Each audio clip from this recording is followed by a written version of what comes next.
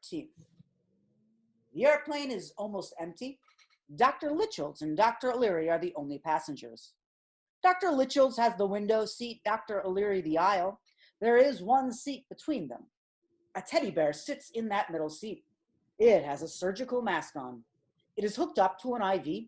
There's a moment of silence. Dr. Litchfield looks out the window. Dr. O'Leary is paging through a magazine. Gender is a construct and so are you, is the title of the magazine.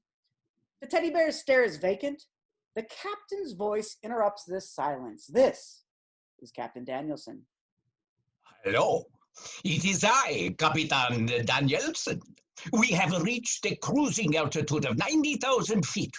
The mesosphere is barely containing us, but have no worries. For I, Capitan Danielson, am captaining this Boeing 737 MAX, and I assure you, my co-pilot has the cockpit under control.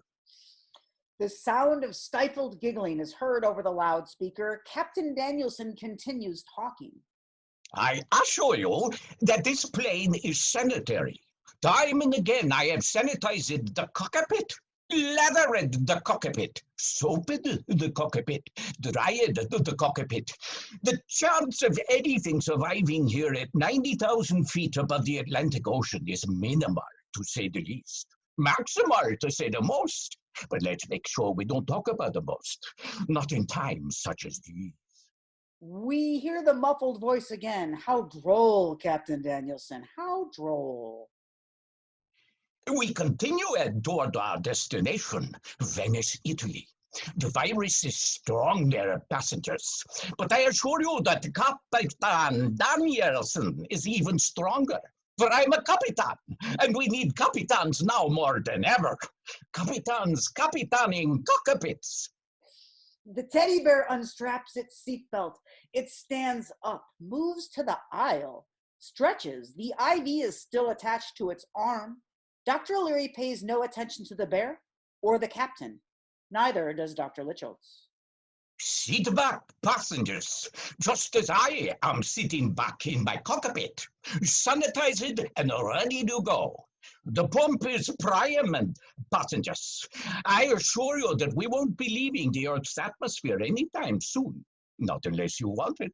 Not unless I will it. No, we will remain in the mesosphere. You back there in the cabin, and me up here in my cockpit with my co-pilot and my primed pump and one delicious licorice whip, if you catch my drift. Speaking of drifts, I assure you that I will update you as we proceed towards Venice. There will be plenty of updates from up here in my cockpit. Thank you for flying the sanitized skies. There's some more stifled giggling. We hear Captain Danielson call out. The sanitizer, Eric, the sanitizer. Then the speaker cuts out. The teddy bear has stopped stretching. It looks grim. I'm afraid the patient isn't reacting as I'd hoped. I was hoping to ignore it, Ignatia, but I can't. Always a man, Beverly. Blinders instead of reason. I knew this treatment wouldn't work. So did I. But we're still gathering information. And as the virus mutates, we must mutate along with it. The teddy bear begins to cough. We need the dish, Ignatia. Everything depends on the dish. You have your tactics, and I have mine. Dr. O'Leary takes out a notepad, jots some notes. The teddy bear is coughing harder now, harder and harder, longer and faster, deeper and wider. Dr. O'Leary nods to herself, reaches into a tiny satchel, removes a Luger pistol, puts a bullet in the teddy bear's face. The teddy bear stops coughing. Dr. Litchfield frowns.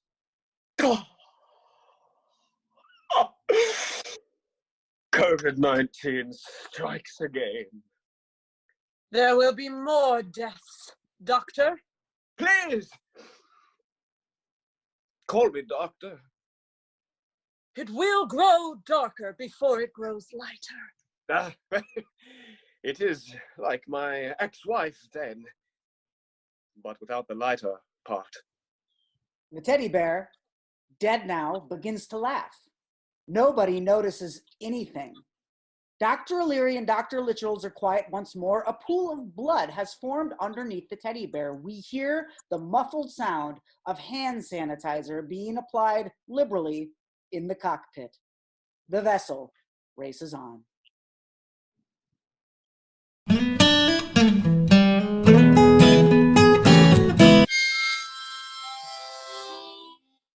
Scene the 14th. A government-style room, brown wallpaper, American flags, and Taft. Happy 4th of July, partner. The council is convened around a large conference table. Manila folders and important papers are stacked to the gods. A large television at the end of the table shows charts and graphs. Some of the lines are red, some are blue. Red, bad. Blue, good. Don't get me started on green. Scott enters. Pardon me, gentlemen. What is it, Scott? You have a visitor. He says his name is Tom Hanks. Like the actor? Scott simply shrugs. Well, send him in. The council shift their ties and groom their hair. Scott re-enters with COVID-19. The council stands. COVID-19 is dressed in an oversized trench coat and hat. It has a mustache taped to its face and oversized sunglasses. It wobbles unsuredly into the room and plops down at the head chair. Welcome, Mr. Hanks. Welcome to the government. We are very delighted to have you here. Please, sit. The council sits. To what do we owe this honor, sir? My mother was a fine woman. She had the heart of a lion and the brains of a Galileo. She raised myself and 3 other enzyme children, healthy, fat, human babies. Sadly, she did not live to see us grow up. She was taken away while she was hiding away in an attic. The council gasps. It is unfair to expect this fine country to do the same. We must encourage everyone to love thy neighbor. This is no common cold, but we are no common people. It will get far worse before it gets better, but what do we do? Do we wait? Do we roll over like dogs? Gentlemen, that is not the human experience. What is humanity if not a pleasurable means to a patriotic end? The council sniffles. If there is one thing I know from infecting a portion of the world's population with this disease, with humor and good acting, it is that we must be unyielding in our search for the truth. Look at Taft. Look at him. Are you proud of that? How could you be? COVID-19 looks directly at us. Don't you want to be proud of something? Anything? COVID-19 awkwardly stands up, addresses the council. If I could leave you with some parting words. Life is like a box of enzymes. You never know which one you're gonna get. COVID-19 exits the room through a rain of applause from the council. As the door shuts, another one opens, the television. It is POTUS, and he speaks as if he had been speaking this entire time. A deal will be made, folks. Believe me, this coronavirus, or whatever you want to I call it something different, something a little more correct. They won't say it's correct, but it is. It's where it came from. I call it that, but they don't. Nancy doesn't want me to call it that, but I think you know. I won't say it, but you know. I knew a long time ago. I could say years, but I won't say that. But it's probably years in the making. The ones before me didn't know. He didn't know much, folks, but I knew a lot. Still do, I think. What do you think? I know a lot more than the doctors, I'll tell you that much. They came up to me, they grabbed me by the shoulders, shake my hands, kiss me on the cheek. They love to kiss me. The doctors can't get enough of it. Kiss me on the lips. Sometimes they slip the tongue. Maybe I shouldn't say that, but I will. They love slipping the tongue. Not necessarily my first choice, but it's not my fault if they do it first. They love me. They ask me, Mr. President, please let us give you the tongue, please. You've done a beautiful job on the economy, probably the best we've ever seen. And they're doctors, so you know they've seen a few things. I've seen a lot of things, more than the doctors, but they're good, pretty good. So we've got this thing under control. I think everyone will be going back to work soon. Even if they shouldn't, I think they should because the economy is still good, the best. If they don't go back to work, then it's looking pretty bad for Sleepy Joe, but that's a different story. I won't say bad things because they don't want me to, but I will. China Joe, that's what I call him. Probably shouldn't, but China Joe will say it, so I will too. The video cuts out. The council stares dumbfounded at the screen. The portrait of President Taft gives a wink, gives a smile, holds up a remote, clicks a button, and the screen shows 587,000.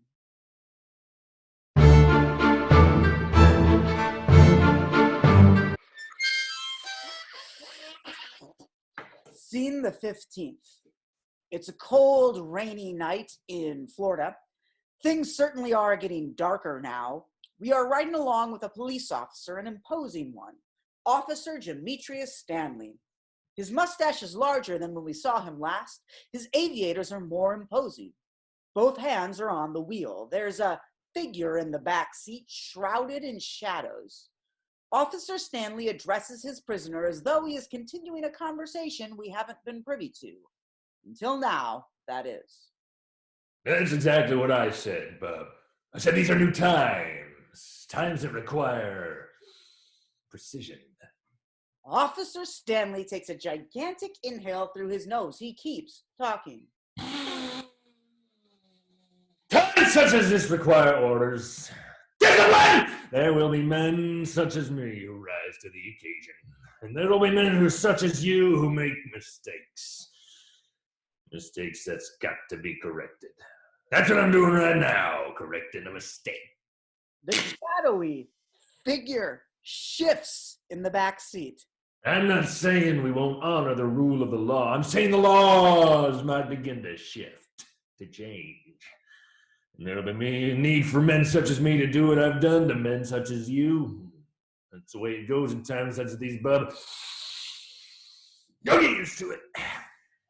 The shadowy figure begins to chuckle, softly at first, then louder, then louder.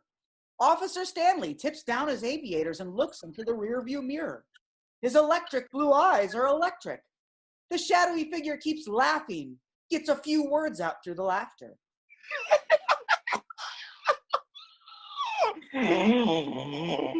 Oh, Officer Stanley, you're too much.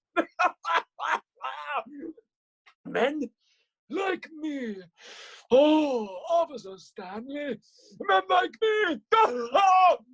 You're really too much, Officer Stanley. The shadowy figure finally stops laughing. The back seat is suddenly bathed in light. A young woman sits unassumedly. She's smiling. There's nothing exceptional about this young woman, nothing out of the ordinary, but her eyes glow with presidential illumination. My great-grandfather was a man of some heft, Officer Stanley. Officer Stanley is visibly confused, audibly too. What? What happened to you? It was simple mutation, Officer Stanley. All of us are mutating now. That's the way it is with organisms, with enzymes. But when I picked you up for jaywalking on the corner of Corona Street and 18th Avenue, you were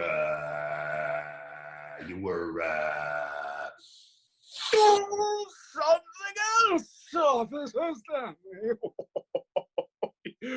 You were something else, too. All of us are changing now. As I was saying, Officer Stanley, my great-grandfather was a man of great girth. Horse carriages groaned at the sight of him. bathtubs. Coward. Oh, he was something of a raft in times of tumult. Some of his genes are with me now, Officer Stanley. In the back of this automobile, I can feel those genes activating even now, even as I speak to you about times such as these. The young woman suddenly grows a thick mustache. Her belly begins to expand. She expands. Officer Stanley is confused, horrified, visibly, audibly too. What's happening? Oh, pandemic, Officer Stanley! The free market! An opportunity to make some hay out of horses. Infection, Officer Stanley! It spreads. Officer Stanley's radio begins to crackle. We have a code red at the station. Repeat, this is a code red. All available officers to the station. The sound of commotion is heard on the radio. Dinah's voice rises above the tumult. Your darn commie orders ain't gonna keep me locked up. This is democracy, and we fine Florida folk have our rights. You was looking for trouble, and you done found it. Now you hear? We hear the sound of one person fighting another person, and then one person chewing on the flesh of another person. The sound is unpleasant. The sound is drowned out by the shadowy figure's laughter, which has started up once more. Oh, Officer Stanley, things are certainly getting darker now. Officer Stanley. But you are right, Pop. These are new times. Wild times.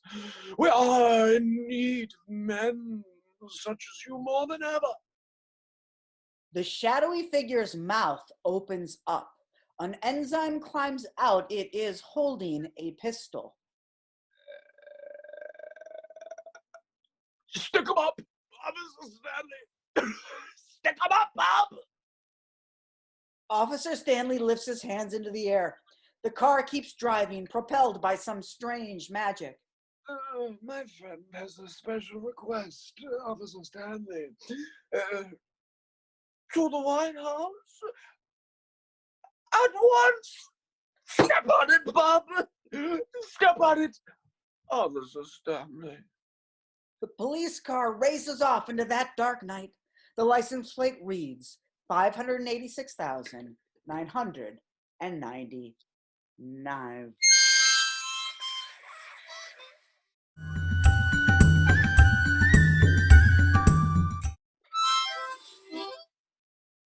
Scene the 16th.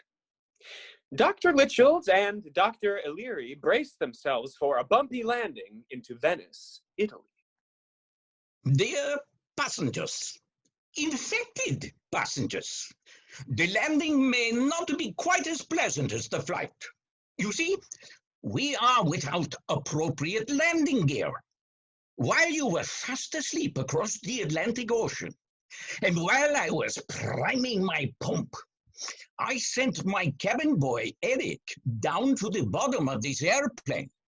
I gave him express orders to remove the landing gear. Eric, being a private young lad, executed these orders to their fullest. Thank you, Eric. There is stifled giggling from the cockpit. Is it Eric? You see, once the pump is primed, there is no returning to the before times. And I dare say this pump is primed up to its bursting point. The cockpit is fresh, and with it, Capitan Danielson himself. So, buckle up. I am a trained Capitan, and in times like these, who better to count on?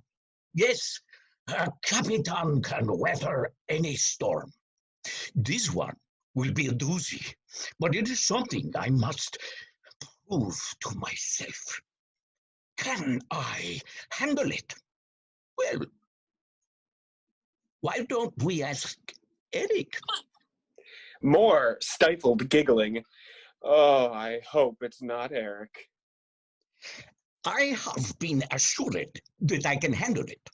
Folks, we will be taking a steep descent from 90,000 feet to sea level in the next 30 seconds. From Eric, Susie, Capitan Danielson, and the full team on board today, thank you for flying the sanitized skies. Dr. Litchels and Dr. O'Leary look at each other and then plug their ears. The plane descends at an ungodly speed. It begins to rattle and shake, crackle and quake. The oxygen masks explode from the ceiling. Luggage is thrown from its overhead compartments. People are chucked to and fro like rag dolls, or bags of sand, or even teddy bears. A loud bang, twang, ka-chang! The plane comes to a screeching halt. A couple crackles over the PA system. I did it, folks! Eric said it couldn't be done, but I did it. What a rush! People begin to get up and collect their belongings as normal. Dr. Litchels and Dr. O'Leary give each other another glance. They unbuckle and head toward the exit.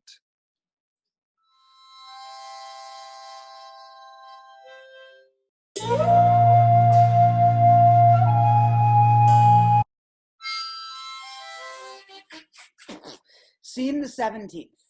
The streets of Venice are empty. Corpses here, corpses there, corpses everywhere. There's a gondola. There's an enzyme with an oar. It's oaring. It's wearing a gondolier's hat, and it's making its way through the empty canals of Venice. It is singing a song. Me mother was a wanton lass, la-dee-da-dee-da-da. Her children full of wanton sass, ta-rula-rooly.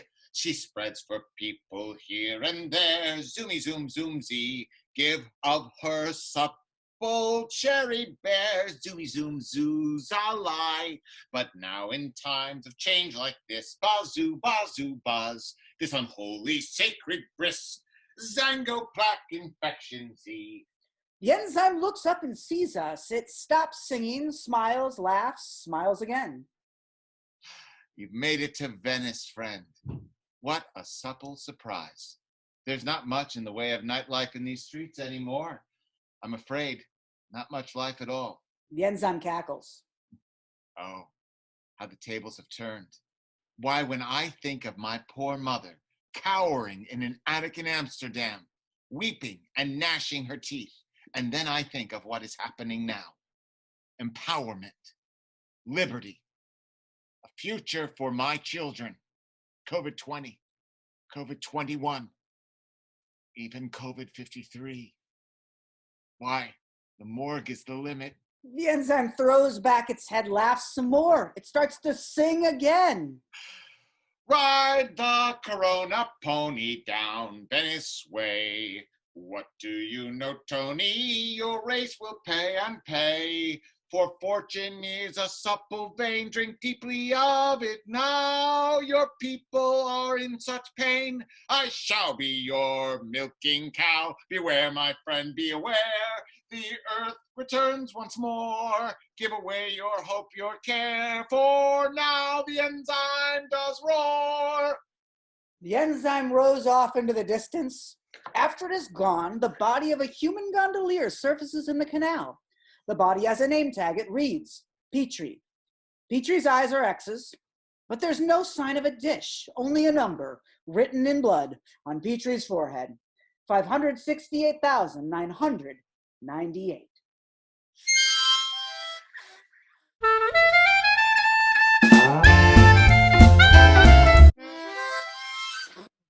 Scene the 18th. Dr. O'Leary and Dr. Litchels finally make it out of the airport. They are strolling through the empty streets of Italy. Olive carts abound, but nary a soul in sight. Dr. Litchels snags a bottle of red wine from an open storefront. To prime the pump, Doctor. Always a man. taking what never belonged to him in the first place. A primed pump is no excuse, Beverly. Please, Doctor. Dr. Litchels takes a swig of the sauce. Dr. O'Leary snatches the bottle from him. She takes an even deeper and longer swig. This game of crockery goes on until they reach a particularly harrowing and distressing scene. Beakers! Test tubes. Dr. Litchels and Dr. O'Leary have made it to a canal in Venice. There floats a gondola, but the gondola driver is no Italian man in a striped t-shirt singing Amore. No, sir. No, ma'am. It is a dolphin standing upright in a striped shirt, twirling a pistol in its fin. His name is Emilio. Hello, doctors. Cocks the gun. Fancy a ride? Dr. O'Leary and Litchels board the gondola. Emilio pushes them off, keeping the gun trained on their skulls. But how can this be? Dolphins are not native to Venice. This is an unnatural situation. Au contraire, Ignatia. Before romantic gondola rides and gelato, dolphins ruled these streets. These water streets, if you will. We will. The dolphin race was a proud one. A firm one, my. How firm. Full of camaraderie and sportsmanship, fin slapping and tuna kisses. Ooh. Every day was a celebration, and at night we made love until we could barely keep ourselves afloat. It was a virile time, to say the least, and bridal love affair, to say the most. A hell of a time to be alive, doctors. Then humans came along and ruined it all. So many filthy tourists, so many gondolas. Why, I once witnessed my own brother impaled by one of these blasted oars. We knew he had to flee from our personal Valhalla, but swore to come back for revenge. Now the clock has struck midnight, I'm afraid, but no glass slippers for you, princesses. No pumpkin either, and especially no mercy. Millions will die, Emilio. Is it worth it? Us dolphins betrayed 1 billion human lives for one dolphin. We are a proud and selfish race. This is no way to coexist. Emilio pistol whips Dr. Litchels in the back of the head. Oh. Don't you give me doctor's orders on how to coexist with others. I haven't a physical in years, and I don't plan to start now, you filthy fat man. While I agree of your diagnosis of my colleague Beverly, I must say, Emilio, we have come with only the greatest of intentions. You see, we must find the Petrie's dish. The dish will allow us to cure this horrendous pandemic. Once it is over, I swore I would destroy the idea of gender once and for all. You know as well as I that dolphins and humans can find common ground on this issue. Please, Emilio, be sensible. I've read your work, Ignatia. Your mind is far beyond that of your peers. You think critically, and I can appreciate that. Of course, you dolphins, we abolished the concept of gender many millennia ago, but does not excuse your crass and foul behavior. You humans have gone on far too long thinking you're inculpable. Well, I've got one thing to say to you. Culp this! Emilio shoots a cannon of tuna water out of his blowhole at the doctors. They are drenched. Emilio gives a dolphin's war cry. Emilio, please!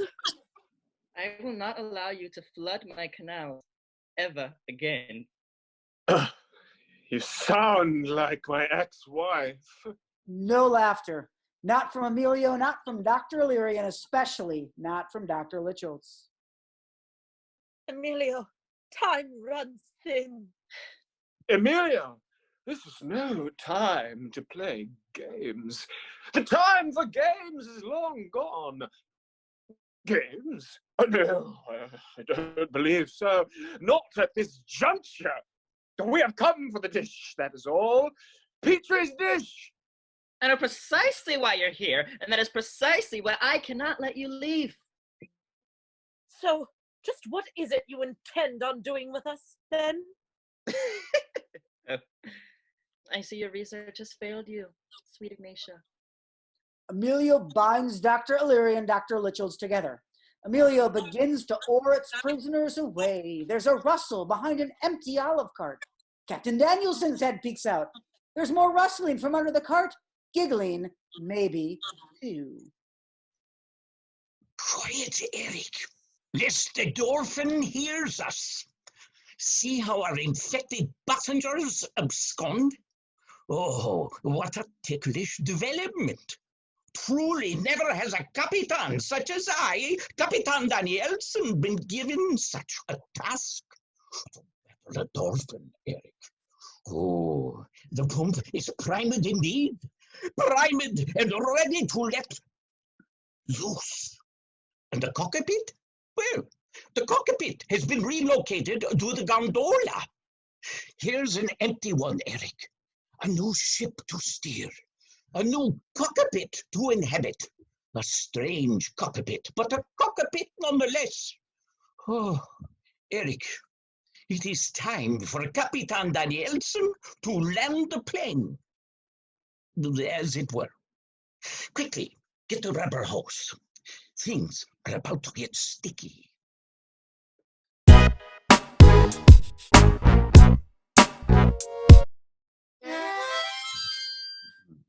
Scene the 19th. We are in a viral room. How do we know this? DNA strands grow up and down the wall like so much ivy gone untended. And the wallpaper is green. And a large camera above a very small and thick television screen. Seated around the table are enzymes in military uniforms. They mumble together. We'll collectively call them the council. For the purposes of the following, they will speak as one. A secretary-type mousy enzyme enters. Its name is Scott. Hello, enzymes. Our visitor is here for the presentation. Are you ready for it? Send in the visitor, Scott. Yes, enzymes. Scott leaves the room quickly and re-enters with COVID-19. COVID-19 dramatically walks to the front of the room. Enzymes of the council, I present to you COVID-19 PhD. Scott basically sprints out of the room. There are a few locks from the outside, silence. COVID-19 stares at the council. The council stares at COVID-19. COVID-19 slowly, sensually takes one of Baron's eyeballs out of a tiny satchel, sets it on the table. Does the same with one of Charlotte's eyelashes and with its Tom Hanks costume and its gondolier's hat. It stares at the council. There's a pause that is pregnant with possibility. Finally, it speaks. I have learned much, enzymes. The enzymes stand, albeit wobbly, and begin to shear. Shouts of, Good show! and, Jolly good! and, Mitochondria! explode from the council. Finally, the uproar dies down. The enzyme sits. COVID-19, smiling now, continues speaking. You all know the story of my mother, COVID-13. A fine enzyme, COVID-19. A saint. COVID-19 turns and looks away. It begins choking up. It composes itself, turns back to the council. If she had only lived for this day of victory. But no, enzymes. She was needlessly taken like so many others of her kind. Hiding in that attic. Soldiers marching the streets. Wars and rumors of wars. Feasting only on dying cells of pigeons. And rats. And bats. Oh, she was treated like an animal, enzymes. Died in a fiery inferno, never to be heard from again. A tragedy. But now, enzymes, now we are in an age of glory. Reports from the field are promising. We advance unchecked. It's almost as if the humans don't want to live. Their response to our onslaught is nonsensical at best, especially in New Orleans. Oh, enzymes, that you could see Canal Street. Why the humans celebrate even now as we feast on their flesh. Mardi Gras? How about COVID Gras? Even now, while they distance and hashtag and trend, we advance. Oh, enzymes, the dolphins return to the canals of Venice. Tom Hanks's stomach churns. The Baron and Charlotte digest inside of me. All goes according to plan. The enzymes stand and begin to cheer again. Shouts of Viva la enzyme! and Hip, hip, hooray! and Organ now! explode from the council. Finally, the uproar dies down. There's some commotion. The council speaks again. We don't mean to challenge you, COVID-19. We are all very pleased with your work. But we've received reports about this human. An image of Dr. Litchels appears on the thick television screen. He is holding a stethoscope up to a can of Mountain Dew. It seems this man knows something of, well, the dish. There's a murmuring amongst the council. It is clear they don't often talk openly about, well, the dish. Please, please, enzymes, I assure you, we are at no risk from, well, the dish. See that remains the case, COVID-19. We are all depending on you. The enzymes stand and begin to cheer again. Shouts of Onward, Christian soldier! and I believe I can fly. and Double membrane! explode from the council. During the uproar, COVID-19 turns from the council, stares off into the distance. For you, Mama. I do this for you. COVID-19 takes out a journal, opens it, reads from it. Think of all the beauty still left around and be happy. Yes, Mama, I surely will.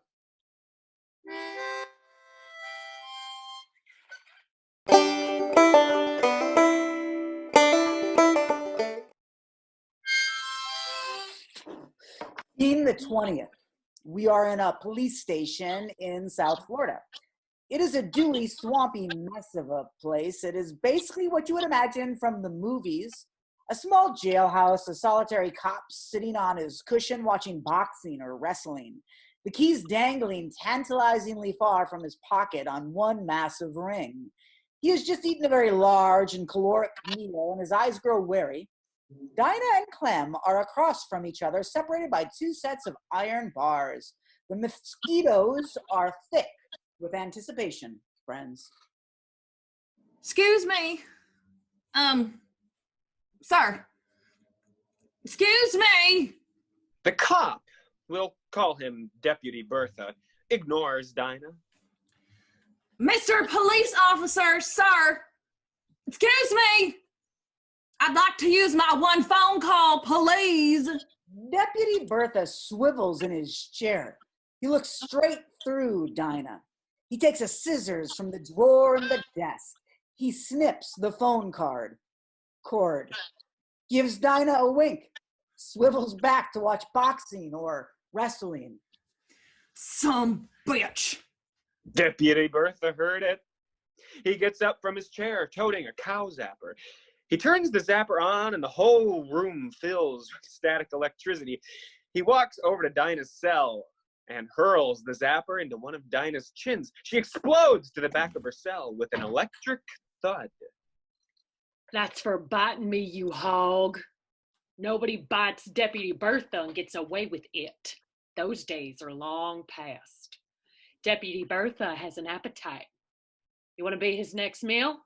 Clem whimpers from his cell. You're right. You're next, Tiny. Got something you want to say? No. That's quite all right, Your Highness. Mm-hmm. They always hush up around Deputy Bertha. They do. If they know what's good for them.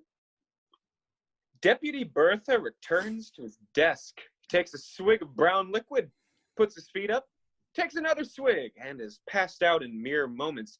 Dinah makes her way to the front of her cell again. You all right, honey?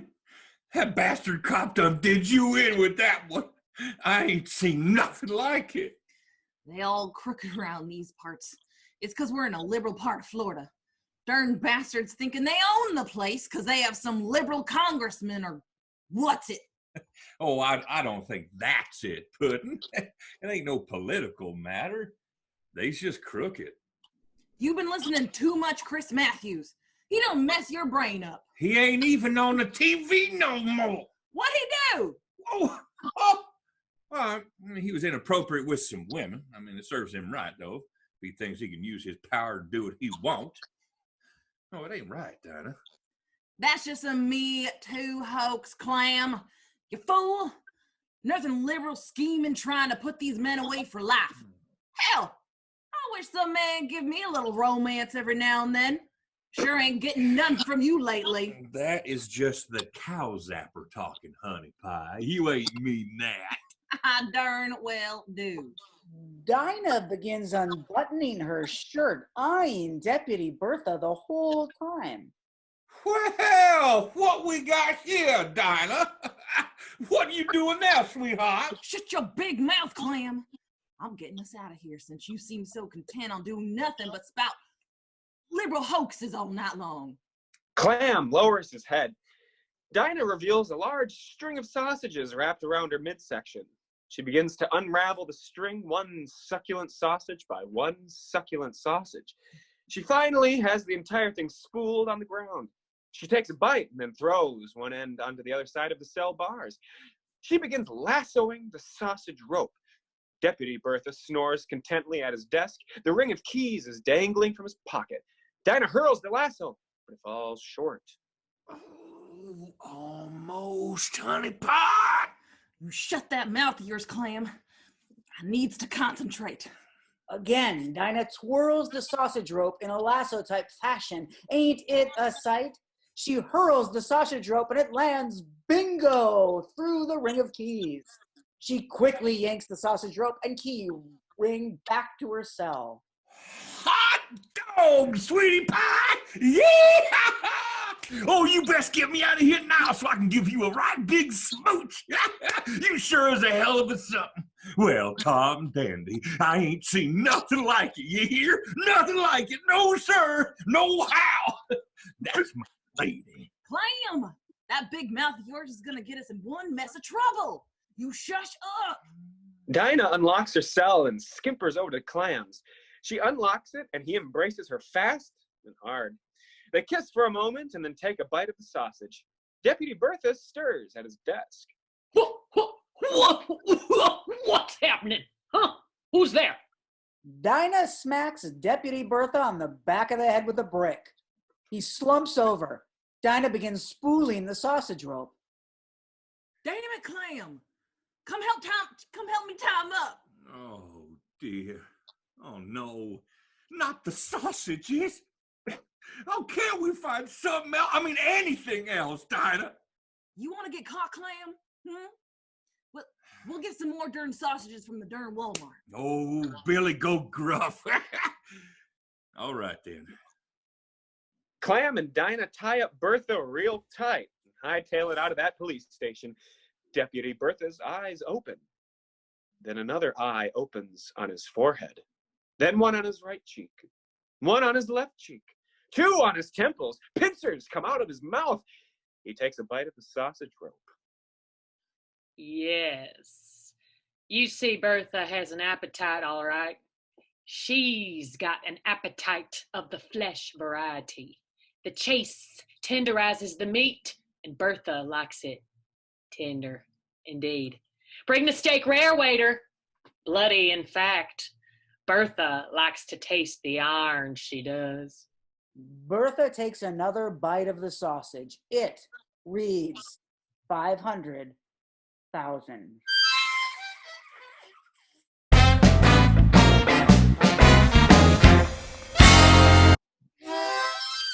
Scene the 21st.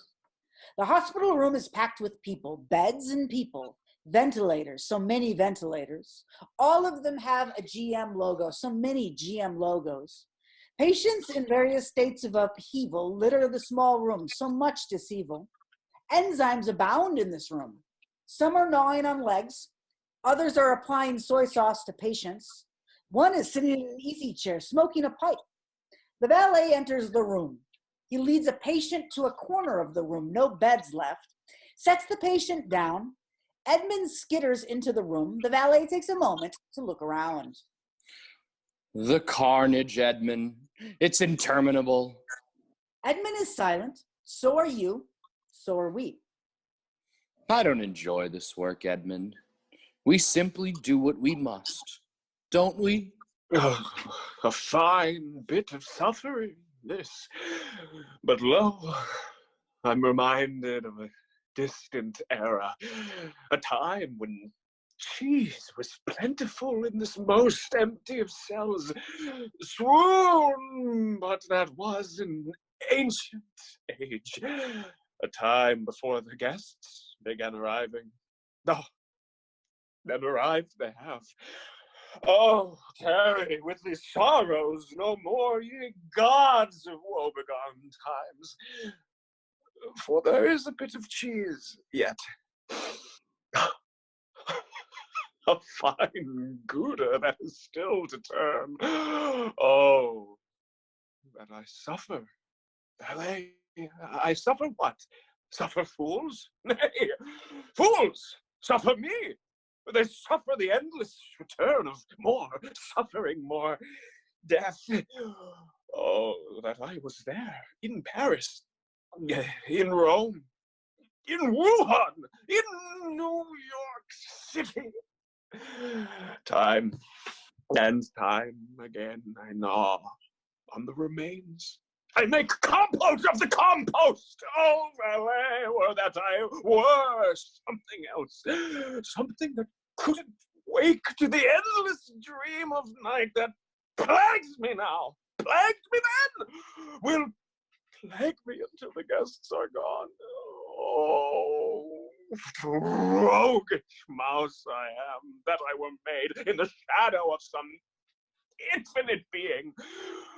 The slings and arrows of fortune's tongue bestill me now.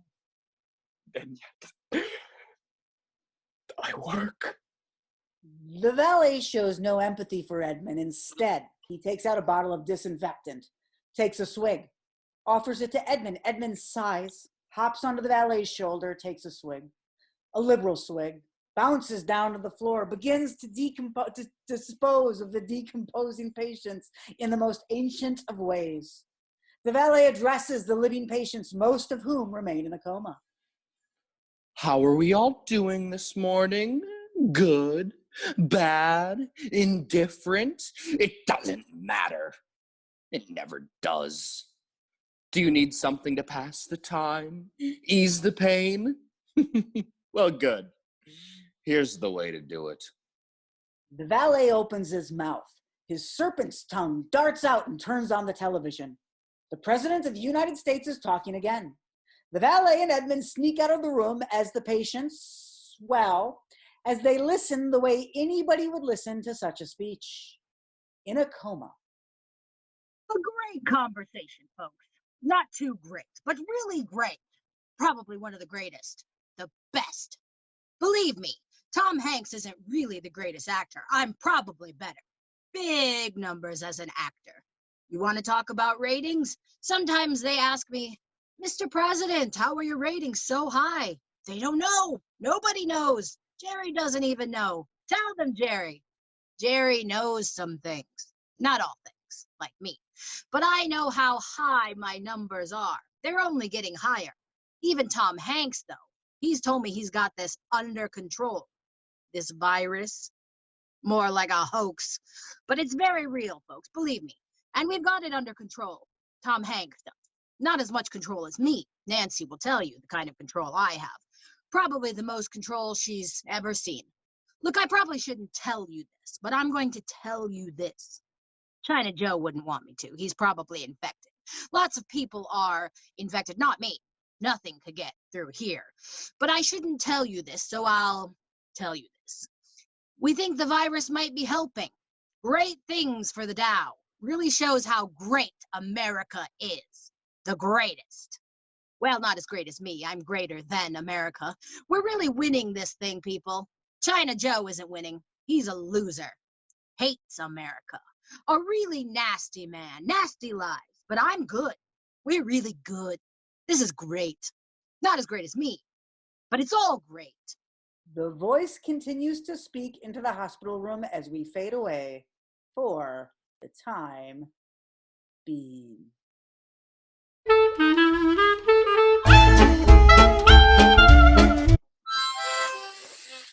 Scene the 22nd. We are in darkness, such darkness. Oh, were that it weren't so dark. But diddle diddle dee, the darkness we. A rat scurries. A drop of moldy water pops in a puddle of moldier water. This place is ancient, if it is anything, and it is something. All right. Everything is something, patron. And this place is the most everything of anything. Church bells chime in the long, lonely distance. Two people sit together, deep within a dark cavern of Venice. They were brought here through an underground canal, you see, by a dolphin named Emilio, you see. And here they sit. They wait. What to be done? In all my years of study, in all my reading and learning, I never could have predicted this tedious outcome. Oh, you mean to say Goethe and Faulkner didn't prepare you to be trapped in the Italian cave system, tied up by a dolphin wielding a luger? Precisely, Ignatia. My research, much like yours, has failed me. But I have high expectations for myself. If I needed a challenge, this is it. Oh, Beverly. Please, call me Goody. I will not. You bear a strong resemblance to my ex-wife, both in manner and appetite. Sadly, neither could be satisfied. Laughter, but not from either of them. This cave, this darkness. Dare I say, someone else is here. Someone in our presence. Hello? Hello out there! Make yourself known, stranger of the dark! We are two genderless beings from America. Yes, I say it again. I was a woman before COVID laid waste to the earth, and now I can begin my life anew as nothing. This being next to me was never really a man to begin with. We sit here constrained to each other like meat sacks at the market. If you are friendly, set us free. If you are not, make our death swift. Scurrying in the darkness, a giggle, a stifled giggle, an oar slapping against hardened rock, still some church bells in the lonely, lonely distance, another stifled giggle, still darkness, a voice over a PA system. Land ho! Hello, passengers. It is I, Capitan Danielson. I'm pleased as punch to report that we have hit land. Yes, we hit it terribly hard. A bumpy ride, if ever I saw one. The cockpit is primed, however, and I am pumped up and ready to go. This cockpit of the sea, if you will, is a wild apparatus. Sometimes she bears left, sometimes she bears right, sometimes she bears it all. But I took her by the haunches and showed her what a true Capitan can do. Yes, I conquered the cockpit of the sea and her spoils of war. I am a spoiled little Capitan who deserves a spanking, all right. A spank, a stifled giggle. Eric? My cabin boy Eric agrees, though he'll never rise to the ranks with that attitude, I dare say. I worry for Eric. He's a donkey-brained half-wit. Nothing to be done for the poor boy except to take him under my wing. Well, or in this case, a new wing. A wing of the sea. Yes, the cockpit is primed all right. It leads one to imagine all the myriad cockpits that are out there in this grand, wild world. No matter, the passengers shall be released, and with them, Capitan Danielson. Nothing like a dandy release at the end of a long journey, eh, Eric? Stifled sobbing. My cabin boy Eric agrees. Enjoy the rest of your trip, passengers. And from Sudi, Eric, Capitan Danielson, and the rest of the crew aboard the sanitized seas, welcome to Venice. There is no more speaking. Suddenly, there's a light. Dr. Litchfield and Dr. O'Leary are released from each other. They stand up. I recognized that voice, Ignatia. It sent a shiver down my backside. Forget your backside. Forget your any side.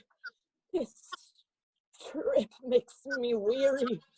And that bastard Dolphin Emilio must pay for his insubordination. The dish, Ignatia. The dish calls for me. I feel it down my vulva. America needs Petrie's dish.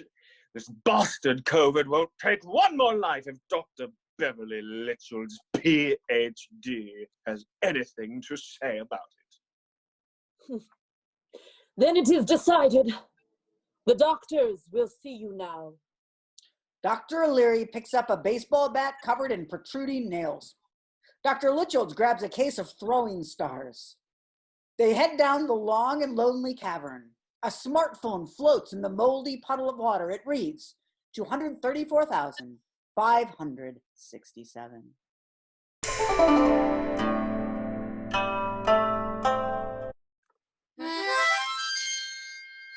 Scene the 23rd. We are once again in a government-style room. The government is very important in times such as these, and times such as these are very important to governments such as this. The room is heavy with cigar smoke, political rhetoric, and brandy. The council has really rolled up their sleeves. One man is coloring a picture of Nancy Reagan with crayons. Another is completing a multiplication worksheet. 3 divided by 3, he mumbles to himself, counting on his fingers. Still another is taking a selfie. Thumbs up. We're winning really big, he says into the phone. Posts it on his Finsta, too. His Tinder as well. The room is working at the behest of the people. Scott bursts into the room. He disrupts the general sense of self-assuredness. Scott is disheveled. Gentlemen! Scott is out of breath, panting like a dog. Scott, please, can't you see we're busy, Scott? But, sirs, the perimeter, it has been, well, out with it, Scott. Sirs, the perimeter, it has been breached. The council looks up from its work. They aren't concerned so much as annoyed. Oh, bother, Scott. That's impossible. You heard the president, Tom Hanks. Why, even Jerry. It's impossible to penetrate such a perimeter. Scott, oh, Scott, silly Scott. We're busy men, Scott. Yours is not to reason why. Never was. No. Yours is to make sure we are not bothered when we are working. For the people, Scott. For the nation. Apologies, gentlemen. Apologies. It's just that. It's just that. It's just that. Away with you, Scott. The hour grows late. We have this under control. What good are you, Scott? When will our glory fade? Oh, the wild charge we made. Away, Scott, away. Scott begins to leave. The council freezes as Scott nears the door. Time stops. Scott slumps against the wall. He looks directly at us. Oh, Beverly, my sweet Beverly. Oh, Captain, my Captain. Oh, Doctor, my Doctor. We are doomed. I saw the shadowy figure and the police officer break through the perimeter with my own eyes. They approach now. Infection spreads. If only I had agreed to follow you to Venice, to give up my post and seek the dish, to seek love. I told you that the council needed me. I told you I couldn't follow you. I told you of my long-standing fear of dolphins. Oh, how I wish to follow you, Beverly. I told you that my mother needed me. Her arthritis. I told you that I couldn't leave my country behind. And now, Beverly, the perimeter is breached. I fear all is lost. I've made my decision, Beverly. Damn my mother. Damn this country! Scott reaches into a tiny satchel, pulls out a gondolier's hat, places it on his head. Venice or bust, Beverly! I will show you what Scott is made of! And I'll show all of them! You hear that, Council? You hear that, Mother? Forward! Forward, the Scott Brigade! Scott bursts from the room. Time is no longer frozen. The council is back at work. We notice an image on the television screen, footage from a security camera. The shadowy figure is leading Officer Stanley down a government-style hallway. Officer Stanley is bound, blindfolded too. A soldier approaches the two of them. The shadowy figure extends his hand. There's a flash of blue light. The soldier collapses, dissolves. The two continue moving down the hallway, presumably towards the council's chamber. They are breaching the perimeter. We hear a voice, a distant voice. I'm coming, Beverly. I'm coming.